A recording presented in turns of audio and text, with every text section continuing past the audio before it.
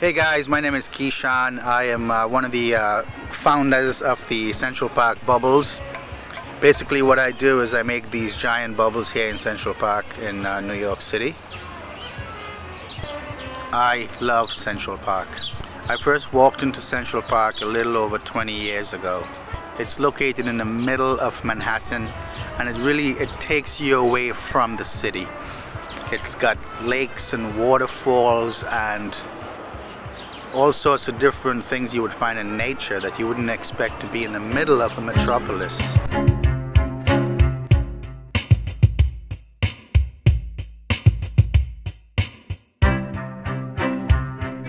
Let's take a walk and I'll show you guys what I do.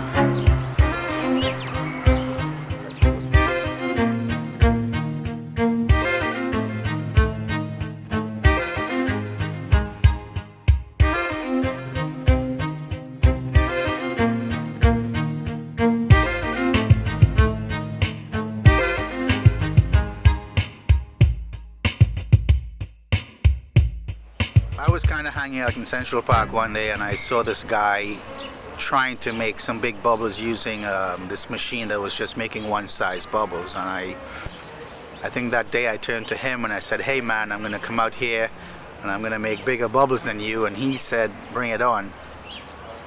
And that kind of set the pace of how I got started.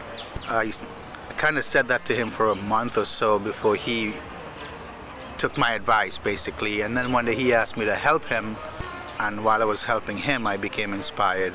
It's basically two wooden dowels. When I first started I used bamboos, but the wooden dowels look better, and it's a cotton string. It has to be 100% flexible and absorbent, otherwise it's not gonna work.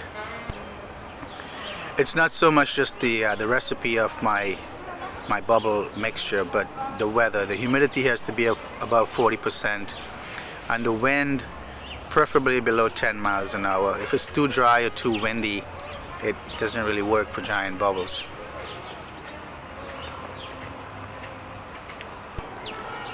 With bubbles, I mean, everyone loves bubbles, kids and grown-ups alike, but one of my biggest inspirations is, just seeing the biggest smiles on children's faces. I met a lot of kids out here that were in baby strollers, and years later I see them running by on their way to school. I pretty much watched them grow up. It's really fascinating, and it's nice to be known amongst this little community of children and grown-ups alike. One of my most favorite things to do is putting people inside bubbles, and I think children, they get kind of freaked out, but they really like having that experience of being inside a bubble. So when I first started doing bubbles, I basically found a bucket on the street one night during recycling night, and my first set of bubble sticks were actually branches from a tree in Central Park here, and over the years it's really grown into a lucrative business, and I kind of somewhat branched out as well. I have about maybe 6 or 8 other people doing bubbles. They approached me, they asked me if I could help them out to earn a little bit of income, and I certainly did. It's kind of unfortunate when money gets involved, because these very people that I helped out kind of got territorial. They came back, they were trying to be aggressive. But one of the things I always thought is, there's enough room for all of us.